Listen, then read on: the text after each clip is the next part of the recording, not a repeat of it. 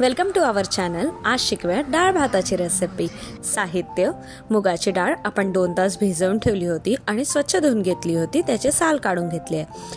तेल, मीठ, लसूण आणि मिरची खलबत्त्यात वाटून घेतलेली आहे। कढीपत्ता, बारीक चिरलेला कोथिंबीर, जिरं, हळद आणि हिंग। चला पाहूया कृती। 1 चमचा तेल घेतलेला आहे, त्यात आपण अर्धा चमचा जिरं घातलं।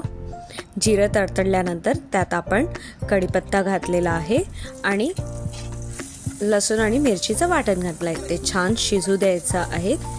त्यात आपण हिंग अर्धा चमचा आणि हळद 1 चमचा घातलेली आहे। मग आपण मुगाची डाळ घातलो आहे, त्याला सगळा मसाला जो आहे आपला त्याचा लागला पाहिजे त्या डाळीला, याची काळजी घ्यायची। आणि अर्धा वाटी पाणी घालून त्याला छान शिजवू द्यायचं। 2 ते 3 मिनिटं साधारण लागतील शिजायला। त्यात आपण मीठ घातलेलं आहे।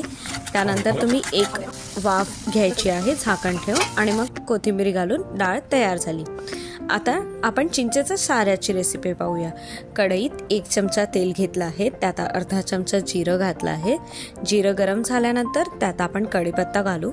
कढीपत्ता तडतडल्यानंतर त्यात आपण चिंच आणि गुळाचं पाणी घालूया।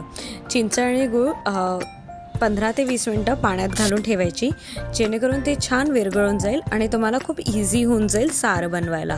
त्यात आपण जेवढं चिंच गुळाचं पाणी 2 वाट्या पाणी घातलेलं आहे। कोथिंबीर घालून त्याला छान उकळी येऊ द्यायची आणि चिंचे गुळाचा सार तयार होतो। जनरली डाळ भातासोबत चिंचेचा सार खाल्ला जातो, कारण की डाळ भात हे एक अल्टरनेटिव्ह आहे रात्रीसाठी आंबट गोड वरणाचा। सो तुम्ही एन्जॉय करू शकता डाळ भाताची रेसिपी। Thank you for watching.